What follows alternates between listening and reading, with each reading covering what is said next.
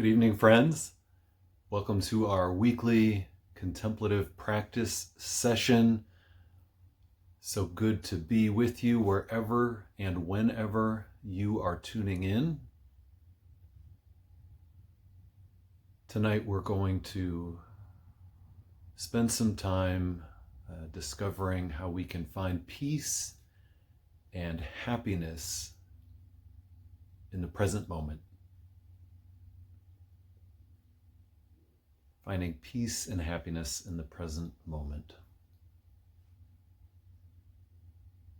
It's often difficult for us to do that because we live so much of our lives in the future or in the past. We're looking back with nostalgia at what once was, or with grief or sadness at what once was but no longer is,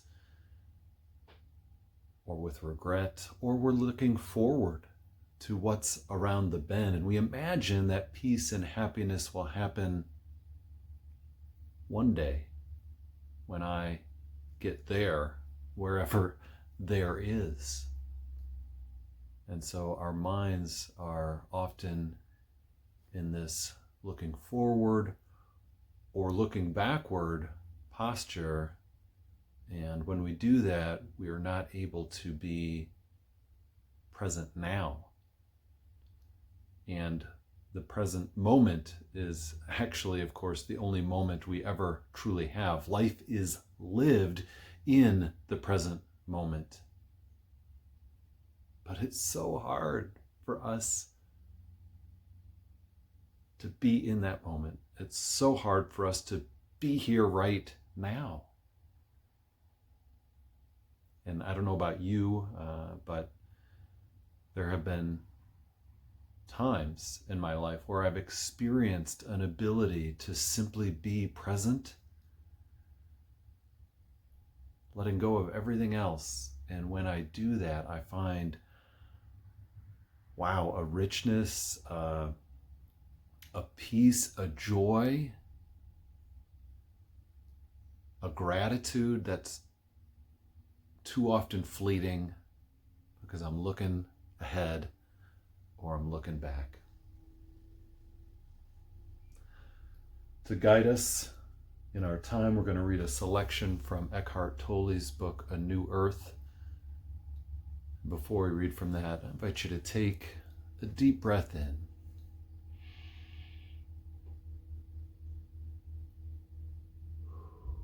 And breathing out. And as you're paying attention to your breath, pay attention also to your posture, to how you're sitting. I'm seated comfortably on a cushion on the floor, sitting cross-legged, hands open on my lap, shoulders loose, back straight. Once you're comfortable, take a deep breath in. Breathing in this present moment where it's good to be together in this contemplative practice. And breathing out.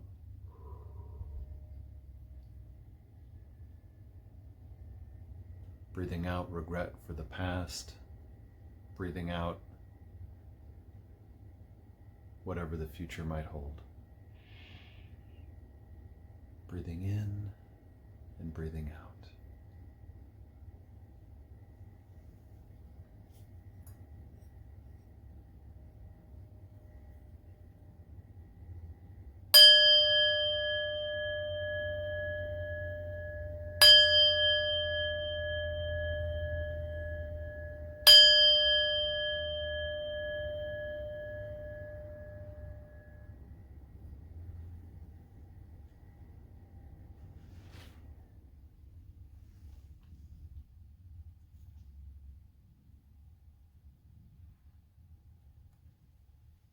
And we're reading from a section with a header, The Secret of Happiness. The Secret of Happiness, that's what drew my eye to this section of the book.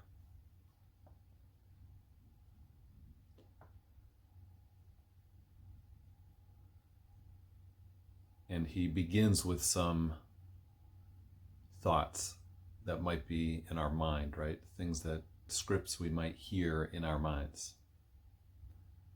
Something happened in the past that should not have happened, and I resent that. If that hadn't happened, I would be at peace now. There is something that needs to happen in my life before I can be at peace, before I can be happy, before I can be fulfilled. And I resent that it hasn't happened yet. Maybe my resentment will finally make it happen. Or another thought. Something is happening now that should not be happening, and it is preventing me from being at peace now.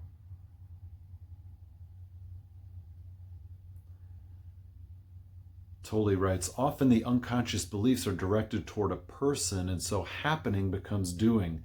You should do this or that, directed toward someone else, so that I can be at peace. And I resent that you haven't done it yet. Maybe my resentment will make you do it. Something you or I did, said, or failed to do in the past is preventing me from being at peace now. Or what you are doing or failing to do now is preventing me from being at peace. Do you recognize any of those inner dialogues? Tolle says, all of the above are assumptions, unexamined thoughts that are confused with reality. They are stories the ego creates to convince you that you cannot be at peace now or cannot be fully yourself now. Being at peace and being who you are, that is, being yourself, are one. The ego says, maybe at some point in the future, I can be at peace if this, that, or the other happens, or I obtain this, or become that. Or it says, I can never be at peace because of something that happened in the past. Listen to people's stories, and they could all be entitled, Why I Can't Be at Peace Now. The ego doesn't know that your only opportunity for being at peace is now. Or maybe it does know, and it is afraid that you may find this out. Peace, after all, is the end of the ego. How to be at peace now? By making peace with the present moment. The present moment is the field on which the game of life happens. It cannot happen anywhere else. Once you have made peace with the present moment, see what happens, what you can do or choose to do, or rather what life does through you. There are 3 words that convey the secret of the art of living, the secret of all success and happiness: one with life. Being one with life is being one with now. You then realize that you don't live your life, but life lives you. Life is the dancer and you are the dance. The ego loves its resentment of reality. What is reality? Whatever is. Buddha called it tatata. I may not be saying that right. Tatata? The suchness of life, which is no more than the suchness of this moment. Opposition toward that suchness is one of the main features of the ego. It creates the negativity that the ego thrives on, the unhappiness that it loves. In this way, you make yourself and others suffer and don't even know that you are doing it. You don't know that you are creating hell on earth. To create suffering without recognizing it, this is the essence of unconscious living. That is being totally in the grip of the ego. The extent of the ego's inability to recognize itself and see what it is doing is staggering and unbelievable. It will do exactly what it condemns other. Let me start that over. It will do exactly what it condemns others for and not see it. When it is pointed out, it will use angry denial, clever arguments, and self-justification to distort the facts. People do it, corporations do it, governments do it. When all else fails, the ego will resort to shouting or even to physical violence. Send in the Marines. We can now understand the deep wisdom in Jesus' words on the cross. Forgive them, for they know not what they do. To end the misery that has afflicted the human condition for thousands of years, you have to start with yourself and take responsibility for your inner state at any given moment. That means now. Ask yourself, is there negativity in me in this moment? Then become alert, attentive to your thoughts as well as your emotions. Watch out for the low-level unhappiness in whatever form it arises, such as discontent, nervousness, being fed up, and so on. Watch out for thoughts that appear to justify or explain this unhappiness, but in reality cause it. The moment you become aware of a negative state within yourself, it does not mean that you have failed. It means that you have succeeded. Until that awareness happens, there is identification with inner states, and such identification is ego. With awareness comes disidentification from thoughts, emotions, and reactions. I love that. Please catch what he's saying there. Until that awareness happens, there is identification with inner states, and such identification is ego. With awareness comes disidentification from thoughts, emotions, and reactions. This is not to be confused with denial. The thoughts, emotions, or reactions are recognized, and in the moment of recognizing, disidentification happens automatically. Your sense of self, of who you are, then undergoes a shift. Before you were the thoughts, emotions, and reactions. Now you are the awareness, the conscious presence that witnesses those states. He presents another thought that we might think in quotes. One day I will be free of the ego. Well, who is talking with a statement like that? The ego. To become free of the ego is not really a big job, but a very small one. All you need to do is be aware of your thoughts and emotions as they happen. This is not really a doing, but an alert seeing. In that sense, it is true that there is nothing you can do to become free of the ego. When that shift happens, which is the shift from thinking to awareness, an intelligence far greater than the ego's cleverness begins to operate in your life. Emotions and even thoughts become depersonalized through awareness.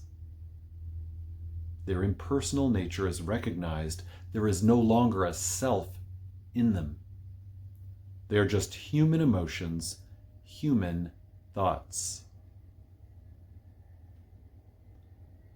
Your entire personal history, which is ultimately no more than a story, a bundle of thoughts and emotions, becomes of secondary importance and no longer occupies the forefront of your consciousness.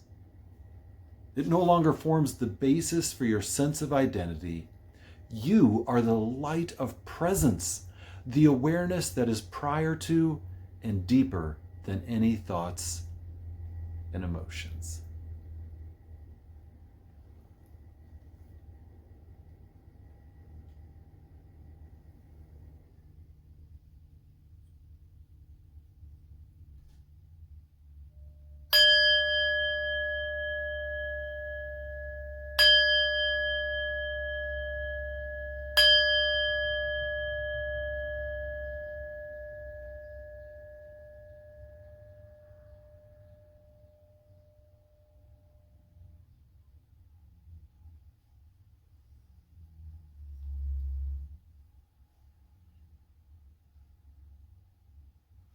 you are more than your thoughts, your emotions, your reactions.